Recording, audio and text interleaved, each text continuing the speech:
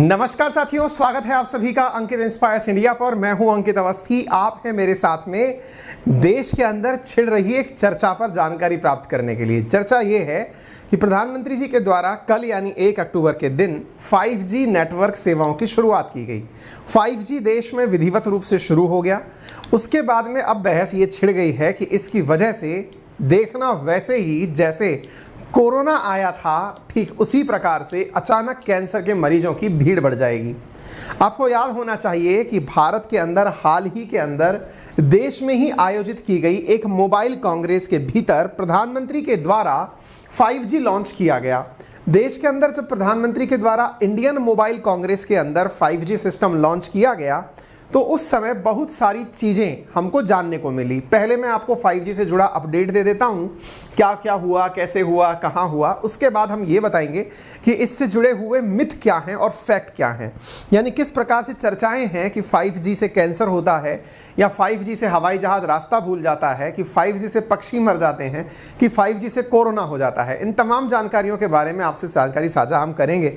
आप तब तक के लिए सेशन को जल्दी से एक बार शेयर कर दीजिए और चैनल पर आ चुके हैं तो लाइक कर दीजिए वीडियो को और सब्सक्राइब चैनल को कर लीजिए, क्योंकि आपको ये बहुत ही बेहतरीन जानकारी हम देने की कोशिश कर रहे हैं। देखिए साथियों, इंडियन मोबाइल कांग्रेस दिल्ली के अंदर प्रगति मैदान में 1, 2, 3, 4 अक्टूबर को 2022 में शुरू हुई, जिसके पहले ही दिन जो कि 6th एडिशन था इंडियन मोबाइल कांग्रेस का, देश के अंदर 5G सर्विसेज लॉन्च की गई हैं। 5G सर्विसेज लॉन्च होने के बाद में एक चीज़ और जो सबसे बड़ी इंपॉर्टेंट है वो ये है कि 4G इंटरनेट की तुलना में 5G के अंदर डेटा की स्पीड 10 टाइम्स होने की बात कही गई है। प्रधानमंत्री ने इस इवेंट के अंदर लॉन्च करते समय पूरी तरह विधिवत रूप से इस पूरे प्रोसेस को किया। आपके सामने कुछ वीडियोस और उनके थ्रू जाने वाली क्लिप्स आपके सामने हैं। प्रधानमंत्री ने इस घटना को ऐतिहासिक भी बताया। ऑब्वियस सी बात है, देश के लिए ऐतिहासिक क्षण है, क्योंकि इंटरनेट ने 4G ने किस प्रकार से आज हम लोगों को सूचना के क्षेत्र में इतना आगे पहुंचा दिया है। 5G निश्चित ही हमारे लिए कुछ और नए माइलस्टोन स्थापित करेगा। इसी को ध्यान में रखते हुए प्रधानमंत्री के द्वारा इसे हिस्टोरिक कदम बताया गया। इसी के साथ साथ प्रधानमंत्री ने एक और शब्द की चर्चा यहाँ पर की। चर्चा थी कि हम लोग 4 पिलर्स पर हैं। हमने 4 पिलर्स पर डिजिटल योजना बनाई है। 4 पिलर्स कौन कौन से हैं? जैसे समटाइम्स ऐसा होता है ना कि भारत के लोकतंत्र के 4 स्तंभ हैं, उसके अंदर आप मीडिया को 4th पिलर के रूप में कंसीडर करते हैं। एग्जैक्टली डिजिटल इंडिया के लिए इन्होंने 4 दिशाएं पकड़ी हैं। और 4 दिशाएं कौन सी हैं? बोले, सबसे पहली चीज़, लोगों को लगता है कि जब हम कहते हैं कि हमारे द्वारा डिजिटल इंडिया चलाया जा रहा है तो लोग कहते हैं कि सरकारी योजनाएं अब ऑनलाइन हो जाएंगी, इसका मतलब केवल इतना है। जबकि प्रधानमंत्री ने कहा ऐसा नहीं है। असल में हमारे द्वारा यहाँ पर जब भी ये शब्द बोला जाता है कि हम डिजिटल कर रहे हैं, इसका अर्थ होता है कि हम डिवाइसेस की कीमत को कम कर रहे हैं, डिवाइस की कनेक्टिविटी को बढ़ा रहे हैं, डेटा की कीमत को कम कर रहे हैं, और सबसे जरूरी चीज, हम लोगों के दिमाग में डिजिटल फर्स्ट की सोच विकसित कर रहे हैं। आप मानिए या ना मानिए, आज आप जितने भी लोग जो मुझे इस समय YouTube के माध्यम से या सोशल मीडियाज़ के माध्यम से सुन और देख रहे हैं, उनमें कहीं ना कहीं ये तो अवेयरनेस आ चुकी है कि जब भी कोई दिमाग में क्वेरी आती है, आप फटाक से गूगल निकालते हैं और सर्च करने लग जाते हैं।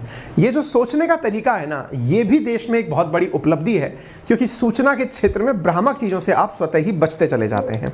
इन 4 पिलर्स के बाद में जो बेसिक जानकारी है कि 4G और 5G में बड़ा अंतर क्या है, हालांकि इसे आप कहीं से भी प्राप्त कर सकते हैं, लेकिन फिर भी मैं केवल इतना सा आपको जानकारी के रूप में कहना चाहूँगा कि यहाँ स्पीड 10 टाइम्स तक बढ़ जाएगी, लेटेंसी घट जाएगी, यानी कि आपका मोबाइल हैंग नहीं हुआ करेगा, कवरेज व्यापक हो जाएगा और डिवाइस कनेक्ट करने की क्षमताओं में विस्तार होगा। अगर हम इस आंकड़े को कुछ यूँ समझें कि अगर 5G के थ्रू कोई काम आप कर रहे हैं वो 35 सेकंड में होगा, वही काम अगर आप 2G के थ्रू कर रहे होते तो उसमें 2.8 दिवस लगता, यानी दिन लगता। ठीक इसी प्रकार से अगर आप उसी काम को 4G से कर रहे होते तो 40 मिनट में जाकर के आपका वही काम होता जो 5G के आने से मात्र 35 सेकंड के अंदर हो जाएगा। ये सारी वो चीज़ें हैं जो निश्चित ही हमारे मन में 5G के प्रति रुझान डेवलप करती हैं। प्रधानमंत्री की बातें, प्रधानमंत्री के द्वारा दी गई जानकारियाँ आपको पता होनी चाहिए, क्योंकि देश की जानकारी है। जैसे देश के अंदर 170,000 से अधिक देश के गाँव ऐसे हैं जिनमें ऑप्टिकल फाइबर केबल बिछाई जा चुकी है, यानी कि नेट जो है वो तार के माध्यम से पहुंचाया जा चुका है। देश में प्रत्येक नागरिक कोशिश कर रहा है कि वो टेक्नोलॉजी का उपयोग कितना अच्छे से करे। भारत इंडस्ट्री 4.0 रेवोल्यूशन का नेतृत्व कर रहा है। दशक का ही नहीं, ये सदी ही भारत की है, ऐसा इनका मानना है। साथ साथ ये चीज़ भी कही गई कि गांव के बच्चों तक ऑनलाइन शिक्षा की पहुंच को सुनिश्चित करने के लिए एक मील का पत्थर साबित होगा। स्वाभाविक सी बात है साथियों, आज बहुत सारे ऐसे सिस्टम हैं जो आप हर घर तक नहीं ले जा सकते। चलिए मैं आपको अपनी बात बताता हूँ। मुझसे बहुत से बच्चे एक जानकारी ले रहे होते हैं कि सर आप ऑफलाइन क्लासेस क्यों नहीं पढ़ाते। मैंने ऑफलाइन क्लासेस शुरू की थी, लेकिन उसमें एक भी दिन उपलब्ध नहीं हो पाया। कारण, क्योंकि मुझे जब ये नज़र आता है कि मैं लाखों बच्चों तक 1 मिनट में पहुंच सकता हूं, तो मुझे अपनी इस जानकारी को इस क्लासरूम में बैठे हुए 150 बच्चों तक सीमित रखने का कैसे पेशेंस आए। आप इसी चीज़ को अब यूँ समझिए कि कोई बहुत बड़ा आपके नज़र में कोई IITian, IIM या फिर नोबेल लॉरेट आदमी है। आपको पता है कि इससे अगर हमने अपने स्टूडेंट्स को कोई जानकारी दिलवा दी और वो उन बच्चों को समझ में बैठ गई, तो उनका मोटिवेशन लेवल नेक्स्ट लेवल का होगा। लेकिन आप उन्हें एक एक स्कूल तक नहीं ले जा सकते, एक एक कॉलेज तक नहीं ले जा सकते, क्योंकि बच्चे तो देश के लिए सभी समान हैं। ऐसी स्थिति में आपने डिजिटली स्कूलों को कनेक्ट किया और उस बड़े से व्यक्ति के द्वारा, जैसे प्रधानमंत्री परीक्षा से पहले बात करते हैं, टीवी लगवा करके सभी से एक संवाद करते हैं, मन की बात रेडियो पे करते हैं, ये सारी चीज़ें सबको एक ही बार में कनेक्ट कर देती हैं। और ऐसी चीज़ें जब पूरे देश में होने लगेंगी तो ये डिजिटल सामर्थ्य है। आप में से निश्चित ही बहुत सारे आर्ग्यूमेंट ऐसे निकल कर आएंगे, अरे सर छोड़िए, मोबाइल से बहुत सारी दिक्कतें भी तो होती हैं, आप उनकी चर्चा क्यों नहीं करते। देखिए टेक्नोलॉजी जो है ना, कहते हैं ना, बम जब बनाया गया था वो इसलिए बनाया गया था कि अब कोई उस देश पर हमला नहीं करेगा, लेकिन उसी बम ने पता नहीं कितने देशों पर हमला कर दिया। टेक्नोलॉजी को इसीलिए बचपन से जितनी भी बार आपने ऐसे राइटिंग की है, उसमें एक दुधारी तलवार के रूप में ही पढ़ते हुए आए हैं। यूनिवर्सली ये चीज़ एक्सेप्टेड है कि टेक्नोलॉजी कभी भी मतलब सिंगल साइडेड नहीं हो सकती, उसका नेगेटिव साइड हमेशा होगा। ये आप पहले से ही दिमाग में बिठा के रखिए। प्रधानमंत्री ने कहा कि भारत की क्षमता को देखने का दिन, आज का दिन बेहद सुखद है। और स्वाभाविक सी बात है, इन्होंने जो पॉइंट्स आप सबके सामने रखे वो निश्चित ही आपके लिए मोटिवेशन का कार्य करेंगे। जैसे इन्होंने तुलना में बताया कि 2014 में 14 GB डेटा जब आप लेने जाते हैं मार्केट में तो 4200 रुपये का आता था। आपको मालूम है, आपने भी बहुतों ने डेटा उस समय रिचार्ज करवाए होंगे, वो 125 रुपये का 1 GB कुछ इस तरह का डेटा आता था। लेकिन आज 125 रुपये में इतना ही, यानी कि 14 GB डेटा आपको मिल जाता है। ठीक इसी प्रकार से प्रधानमंत्री ने कहा कि जब 2014 क्यों, क्योंकि जिस समय ये आए थे तब 25 करोड़ इंटरनेट कनेक्शन देश में हुआ करते थे, आज 85 करोड़ इंटरनेट कनेक्शन है। ये अपने आप में दिखाने के लिए पर्याप्त है कि देश ने कितना ज़्यादा इंटरनेट के क्षेत्र में क्रांति की है। ठीक इसी तरह से 2014 के अंदर 0 मोबाइल फ़ोन निर्यात करता था भारत, आज हम हज़ारों करोड़ रुपए के मोबाइल निर्यात कर रहे हैं। ये अपने आप में इस बात को दिखाता है कि हमने अपनी डिवाइसेस की कीमत को भी नीचे ले आए हैं और ज़्यादा फीचर्स के साथ हम काम कर रहे हैं। अब आप पूछेंगे सर केवल सकारात्मक बातें क्यों करते हैं प्रधानमंत्री। अरे भाई, उनको उनका काम करने दीजिए ना, वो आपको पॉजिटिव बातें अपनी बताएंगे, स्वाभाविक सी बात है। उन्हीं को सुन करके आपने उनको प्रधानमंत्री चुना था। आपको नेगेटिव पता है, आपको कोई और उनको उन जानकारियों को दे तो आप उनसे कन्विंस हो जाइएगा। जो फैक्ट्स हैं उनको आप फैक्ट्स के तरीके से सुनते हुए चलें।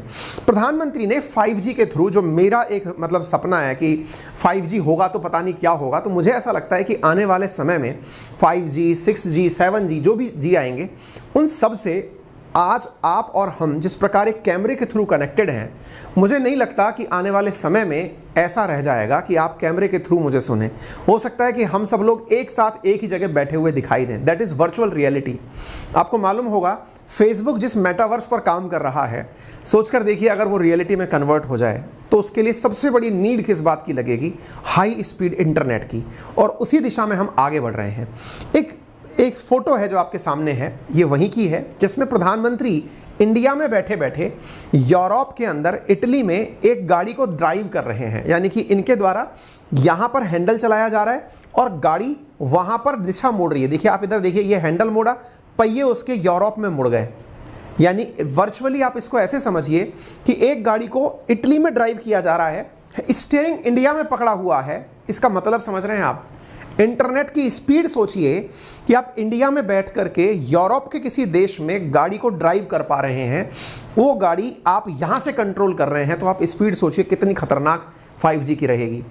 आपको लगता है कि ये सब केवल मोबाइल पर वीडियो देखने के ही काम आता है इंटरनेट? मेरे प्यारे साथियों, मैं आपको उदाहरण देता हूँ। आपको मालूम है देश के अंदर बहुत बड़े बड़े डॉक्टर्स हैं, जैसे मेदांता के डॉक्टर हैं डॉक्टर त्रेहान। उनके बारे में कहा जाता है कि वो एट ए टाइम बहुत सारे ऑपरेशंस को एक बार में सुपरवाइज कर लेते हैं।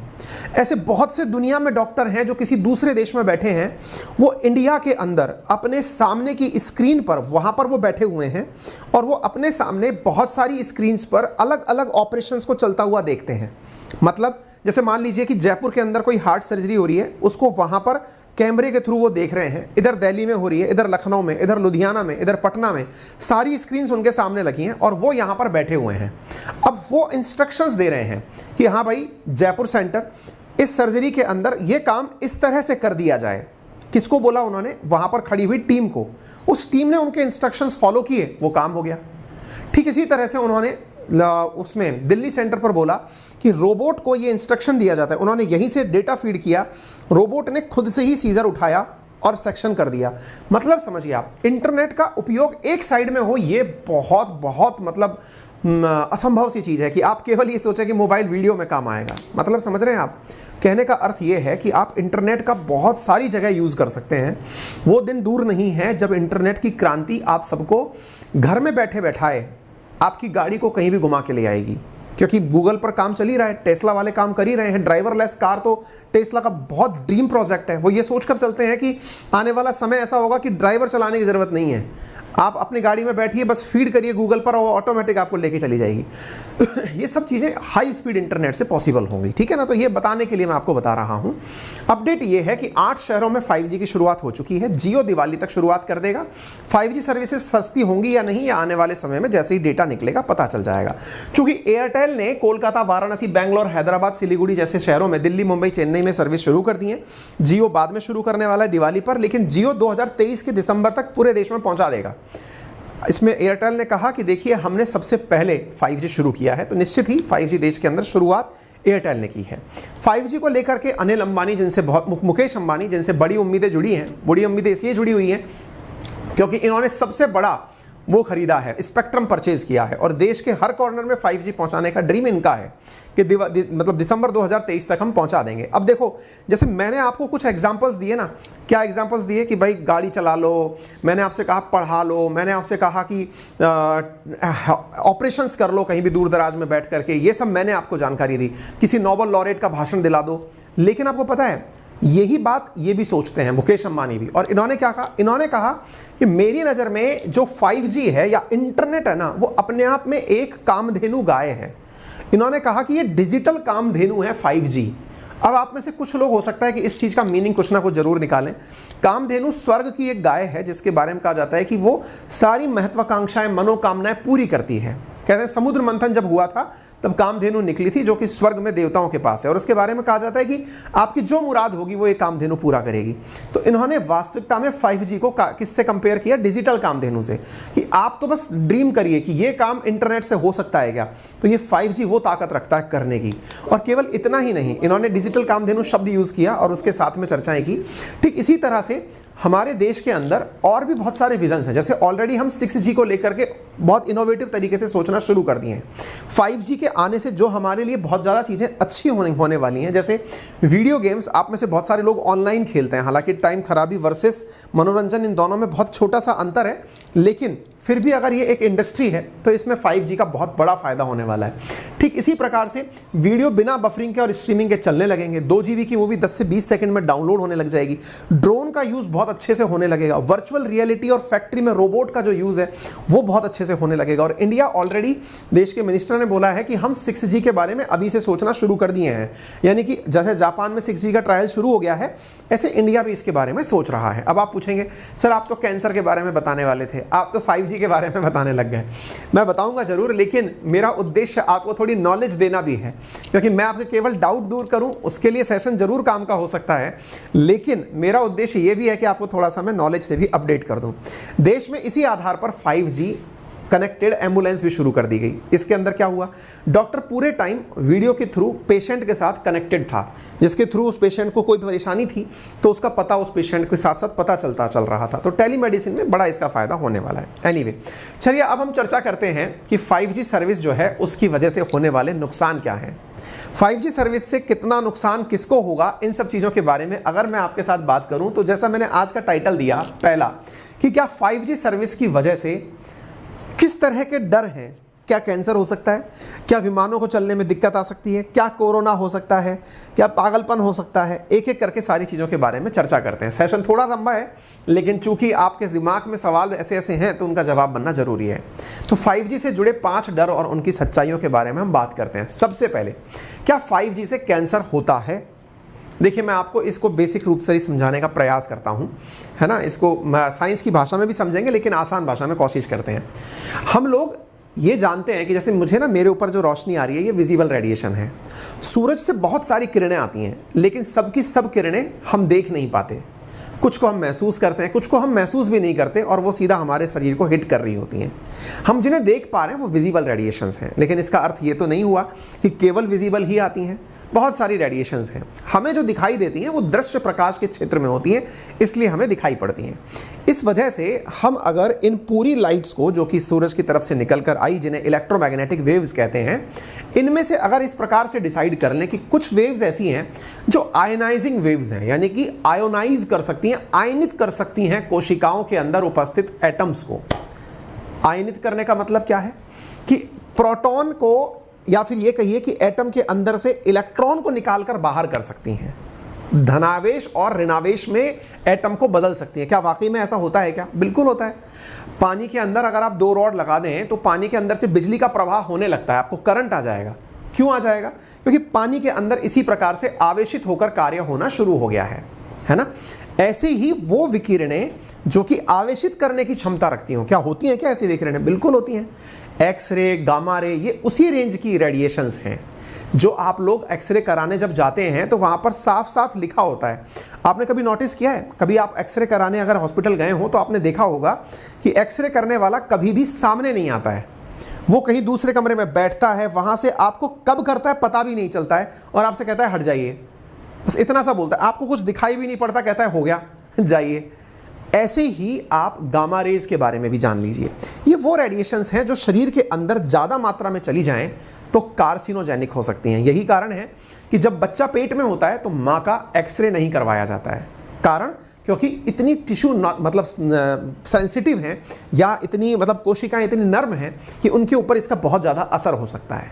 ठीक है, तो इससे आप ये समझिए कि सर अब हमको ये बताओ कि जो 5G में यूज़ होने वाली रेडिएशंस हैं, अच्छा मैं थोड़ा सा और इसमें अंदर घुस के आपको बता देता हूँ रेडिएशंस का 5G में क्या यूज़ है, मैं वो भी बता देता हूँ। तो 5G में ये यूज़ है, 5G क्या, दुनिया की कोई सी भी जी हो, आप अगर किसी भी सूचना को एक जगह से दूसरी जगह हवा में तैरा के भेज रहे हैं तो निश्चित ही वो रेडिएशन पर सवार होकर गई है। मोबाइल से मेरे फ़ोन तक आई हुई सभी सूचनाएं रेडिएशन पर लोड होकर के ही आई हैं। ठीक है, अब ये जो रेडिएशन पर लोड होकर गई हैं, ये रेडिएशन अगर ऐसी खतरनाक हो कि ये किसी एटम को आयोनाइज कर सकें तो ये कार्सिनोजेनिक भी होंगी, यानी कि कैंसर भी करेंगी। लेकिन ऐसा नहीं है। जो हम लोग यूज़ करते हैं इन रेडिएशंस को 5G के अंदर, 4G के अंदर, वो रेडिएशंस आपके शरीर को आयनित नहीं करती हैं। आयनित नहीं करती हैं तो कैंसर भी नहीं करती हैं। ऐसा कोई क्लेम इसका सामने नहीं आया है। एक WHO की रिपोर्ट है जो कुछ साल पहले आई थी, जिसमें कहा था कि मोबाइल फ़ोन के इस्तेमाल के बजाय शराब पीने और प्रोसेस्ड मीट खाने से कैंसर का खतरा ज़्यादा होता है। ठीक है, ये WHO की रिपोर्ट है जो 2020 के अंदर भी आई थी कि 5G mobile network and health कि इनकी वजह से हेल्थ पर क्या फ़र्क पड़ता है। तो इसका कोई भी प्रमाण ऐसा प्राप्त नहीं है कि इसकी वजह से कैंसर होता हो। तो ionising radiations, x ray, gamma ray, ultraviolet विकिरणें, ये फिर भी नुकसानदायक है, लेकिन ये आपके लिए बिल्कुल भी नुकसानदायक नहीं है। एक्सपर्ट्स इस मामले के अंदर खूब रिसर्च कर चुके हैं और रिसर्च चल भी रही है, इसलिए आप इस चीज़ को लेकर के परेशान ना हो, क्योंकि जिस फ्रीक्वेंसी बैंड को हम लोग यूज़ करने जा रहे हैं वो फ्रीक्वेंसी बैंड बहुत ही सेफर साइड के अंदर है। आप एक बार के लिए यहाँ पर देख लीजिए, हम लोग x ray, gamma ray, ultraviolet, visible, remote, आप सोचिए कि हम मोबाइल में जो रेडिएशन यूज़ करने जा रहे हैं वो हम रिमोट में जो यूज़ करते हैं ना रेडिएशन, उससे भी नीचे वाली, हम माइक्रोवेव से भी नीचे वाली रेडिएशंस को इसमें यूज़ करने जा रहे हैं। ठीक है, तो इसके अभी तक कोई भी नुकसान सामने नहीं आए हैं, तो इसलिए डरने की आवश्यकता नहीं है। अमेरिका के अंदर federal communication commission that is FCC की गाइडलाइन के अनुसार अगर लोगों को 300 किलो हर्ट्ज से लेकर 100 गीगा हर्ट्ज तक के रेडिएशन से कतई खतरा नहीं होता है।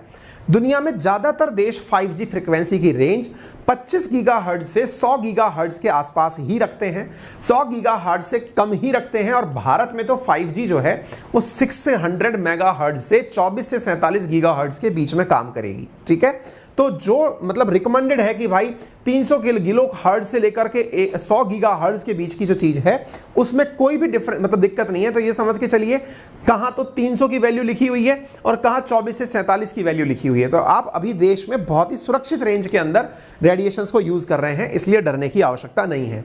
तो कैंसर किन से नहीं होता है अगर हम उसके अंदर चर्चा करें तो मोबाइल फोन से नहीं होता है, ये रिसर्च कहती हैं। इसके अलावा टेंशन से भी नहीं होता है। कुछ लोग ये मानते हैं कि बहुत ज़्यादा स्ट्रेस में रहने से कैंसर हो जाता है, हालांकि कर को कोई डॉक्टर इस चीज़ को प्रूव कर दे कि स्ट्रेस में रहने से ऐसे हार्मोन्स निकलते हैं जिससे शरीर के अंदर नेगेटिविटी बढ़ने से और फाइनली कहीं ना कहीं से यों की यों, तो वो वाली बात हो गई कि उसने ज़्यादा खाया था इसलिए एक्सीडेंट हो गया, ये वो वाली बात हो गई है ना, कि उसने पानी ज़्यादा पी लिया था तो उसको यूरिन जाना था तो गाड़ी से उतरा, उतरते ही साइड में गाड़ी लगाई, कोई ठोक गया। ये उस तरह की बचकानी बातें हो गई है ना। तो अभी डायरेक्ट कनेक्शन जिन चीज़ों का है जैसे अल्ट्रावायलेट की किरणें हैं, प्रोसेस्ड फूड है, फैटीनेस है ना, शराब है, स्मोकिंग है, इनके डायरेक्ट रिजल्ट्स हैं जो आपको दिखता है कि इनसे हो रहा है। ठीक है, 5G से कैंसर के खतरे की पूरी तरह अभी तक नकारा इसलिए नहीं जा सकता क्योंकि इस पर क्लेम कई बार हुआ है। बहुत सारी यूनिवर्सिटीज़ ने, बहुत सारे लोगों ने इसके ऊपर क्लेम किया है। जैसे 2021 में panel of future of science and technology of European parliament research service ने इंसानों की सेहत पर 5G के असर को लेकर एक स्टडी की थी जिसमें बताया कि 450 से 6000 मेगावाट फ्रीक्वेंसी वाले रेडिएशन से इंसान में कैंसर होने का खतरा रहता है। ये उन्होंने एक बार बता दिया। इसके अंदर इन्होंने 2 प्रकार के कैंसर बताने की बात की। इन दोनों ही बातों को जब पूरी तरह से वापस चेक किया गया तो इसमें कोई भी तथ्य नहीं निकला, यानी कि ये सारी बातें क्लेम तो कर दी जाती हैं। जैसे मान लो कोई भी बुद्धिजीवी है, वो आपको एक बार दिमाग में कुछ भी साइंटिफिक शब्द वब्द बोल के दिमाग में जमा दे, एक बार तो लगेगा कि यार सही बोल रहा है, लेकिन उसके बाद में उसके अंदर जो सच्चाई है वो ये है कि उसकी वजह से कोई फर्क नहीं होता है। ठीक है, भारत सरकार ने क्या इसके ऊपर कभी कोई कदम उठाया? बिल्कुल उठाया। 5G के ऊपर उठ रहे सवालों को लेकर के 2020 में कांग्रेस के सांसद शशि थरूर जी के नेतृत्व में एक पार्लियामेंट्री स्टैंडिंग कमेटी बनाई गई जिसने अपनी रिपोर्ट 2022 में अपनी रिपोर्ट सबमिट करी और उसमें बताया कि जो 5G है इसकी वजह से, कोई भी रेडिएशन की वजह से शरीर के ऊपर कोई खतरा नहीं है। और इसका मतलब भाई खतरा हर चीज़ की अति सर्वत्र वर्जते। अगर आपके दिमाग में कोई फर्क पड़ जाए इस बात से लेकर के कि आप बहुत ज़्यादा फ़ोन पर रहते हैं तो वो अलग चीज़ है ना। इस तरह से दूसरी चीज जानकारी जो निकल कर आई 5G को लेकर के कि 5G से हवाई जहाज के लिए बहुत खतरा है। अच्छा, अमेरिका में एक ऐसी खबर आई थी जिसमें यह पता चला था कि हवाई जहाज जब लैंड करने वाला होता है ना, ये मैंने मेरी क्लास में भी डिस्कस किया था, जब लैंड करने वाला होता है तो लैंडिंग में वो पायलट नीचे की जमीन को फील नहीं कर पा रहा होता है, यानी कि एल्टीट्यूड जो है ना भाई, ऊंचाई नापने का जो उसका सिस्टम है वो थोड़ा फ्रीक्वेंसी की वजह से गड़बड़ा जाता है। इस वजह से अमेरिका के एयरपोर्ट्स के आउटर क्षेत्र में बफर जोन बना दिया कि अंदर 5G नहीं चलेगा। उसके पीछे जब जानकारी निकाली गई तो ये थी कि वो एवरेज फ्रीक्वेंसी से ज़्यादा का फ्रीक्वेंसी यूज़ कर रहे थे 5G के अंदर। जो हमारे देश में 5G यूज़ होता है उसमें कहीं पर भी ऐसी शिकायत नहीं है। यही कारण है कि बहुत सारे देश, चाहे साउथ कोरिया हो, चाहे यूरोप हो, जहाँ पर ऑलरेडी 5G चल रहा है, वहाँ पर ऐसी शिकायतें सुनने को नहीं मिली। फ्रांस के अंदर एयरपोर्ट के बाहर बफर जोन बना दिया। क्यों? क्योंकि एल्टीमीटर के लिए भी फ्रीक्वेंसी यूज होनी है और फोन के लिए भी फ्रीक्वेंसी यूज होनी है, तो उसकी वजह से फ्लक्चुएशन आ रहा था, तो फ्रीक्वेंसी बैंड को छोटा करके उसको अच्छे से यूज कर लिया गया। एक सवाल बना, एक मूवी आई थी 2.0 करके, रोबोट के ऊपर थी, अगर आपको याद हो, तो उसमें यह दिखाया गया था कि 5G की टेस्टिंग से पक्षियों की मौत हो रही है। यह न्यूज़ काफ़ी ज़्यादा अखबारों में चली थी। अच्छा, उसमें कुछ तस्वीरें भी दिखाई गई थी। तस्वीरें एक देश की थी जिसमें कि एक फोटो को दिखा करके दावा किया गया था कि ये 5G की टेस्टिंग से मर गए हैं। तो नीदरलैंड में हेग में 5G की टेस्टिंग से पक्षी मर गए हैं, ऐसी तस्वीर इंटरनेट पे बहुत वायरल हुई थी। लेकिन जब उसकी सच्चाई जांची गई तो पता चला कि 8 अक्टूबर 2018 से लेकर के 3 नवंबर 2018 के बीच में सैकड़ों गोरैया और दूसरे पक्षियों की मौत हुई थी, लेकिन तब तक 5G नहीं आया था। पक्षियाँ तो अभी आपने देखा था हमारे राजस्थान के अंदर भी सामर झील के अंदर पक्षी मर गए थे। तो बीमारियों को कुछ लेना देना नहीं है ना कि बीमारी कौन सी आ जाए, कब क्या हो जाए। तो वहाँ ऐसा हुआ था, लोगों ने कहा 5G की टेस्टिंग से मर गए, ऐसा नहीं हुआ था। वैज्ञानिकों का ये मानना है कि हाँ पक्षी मरते जरूर हैं, लेकिन वो टावरों से टकरा के मरते हैं। भाई टावर बीच में खड़े हुए हैं, अंधेरे में टावर दिख नहीं रहा है, अब पक्षी उड़ के जा रहा है बहुत तेज गति में। ऐसे तो मैं कार चलाता हूं तो पता नहीं कितने पक्षी टकरा के मरते ही हैं। आप भी कभी नोटिस करिएगा कि आप तेज स्पीड में जा रहे हैं, कोई पक्षी अचानक उठ के आ गया, आप गाड़ी नहीं रोक पाएंगे। तो ऐसे तो मौत होती हैं, लेकिन रेडिएशंस की वजह से मौत हो जाए इसके बारे में कोई भी क्लेम अभी तक नहीं मिल रहा।